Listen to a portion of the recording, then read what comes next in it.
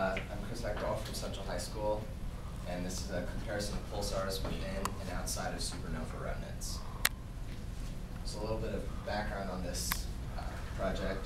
Pulsars are very dense, highly magnetized neutron stars, and neutron stars are extremely dense things. So they spin around quite quickly and emit electromagnetic radiation in the form of various wavelengths like X-rays, gamma rays from their poles. And the reason they're called pulsars is because of this rotation and the emission.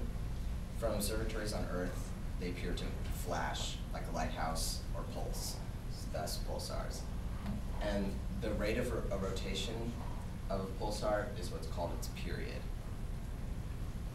And here's a diagram of a typical pulsar. The blue orb in the middle is the actual neutron star itself. The white arcs surrounding it are its magnetic field. And the blue cones coming from either side of it are the electromagnetic emission. The green line going down the middle is the axis of rotation. So this is a diagram of a star just before a supernova. And what this is when a star, approximately 8 solar masses or more, starts forming iron in its core, it explodes off its outer shells. And then this resulting cloud of ionized gas that was once the outer shells of the star is what's called a supernova remnant.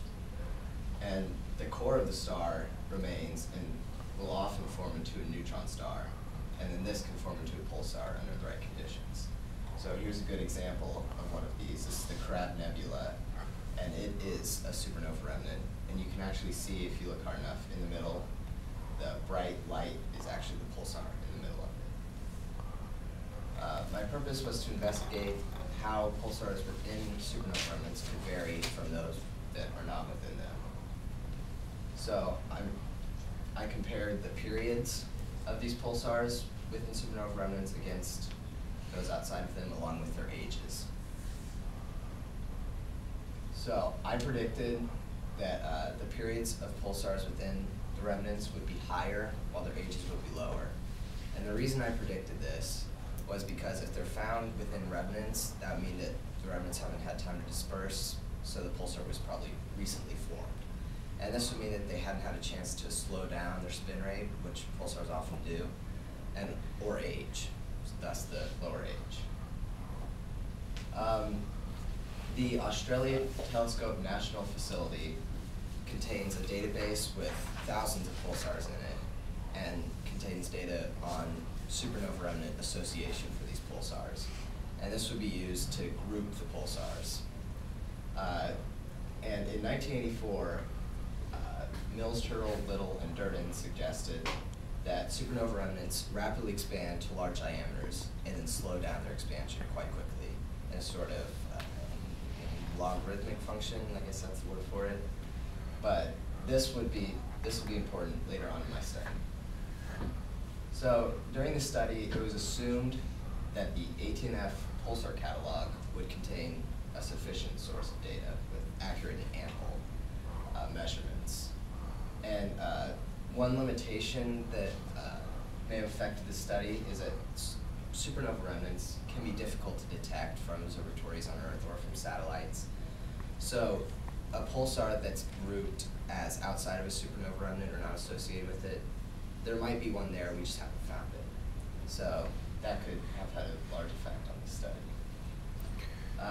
So to perform this, first the ATNF pulsar catalog was accessed, and here you can see the query page for that.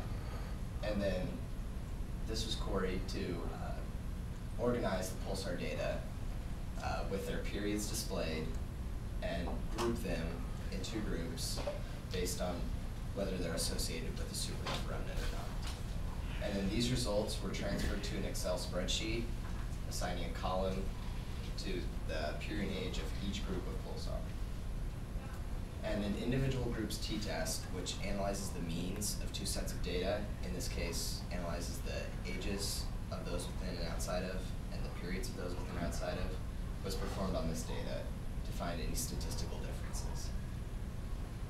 And this test revealed that no statistical difference exists between these 2 groups of pulsars. And here is the actual table from this test, notice the large sample size.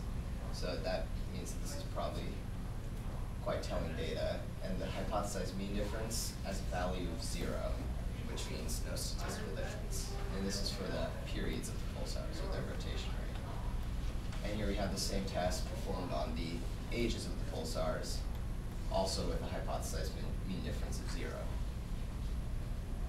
So that would mean that there's no statistical difference between the periods or ages of these two types of pulsars. So this failed to reject the null hypothesis.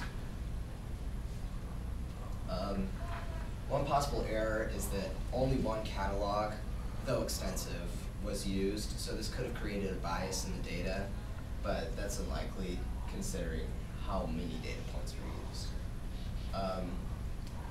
And also, I discussed earlier that supernova remnants can be quite difficult to detect, and so that could have meant the data may not have been completely accurate in that regard.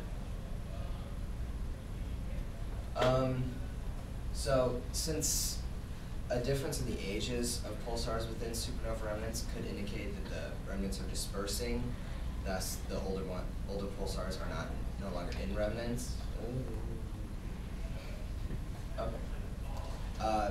Since no difference in age was found, that means that the supernova remnants likely never completely disperse, and this goes right in line with Mills, Turtle, Little, and Durden's theory of rapid expansion and then rapid slowdown so that they never actually completely disperse. And the lack of statistical difference between the pulsar's periods could indicate that the method of a pulsar's formation, whether in supernova or not, does not affect its properties, or at least its period. In a future investigation, more variables could be considered, such as the pulsar's mass, or the wavelengths of its emission, of gamma rays or X-rays, etc.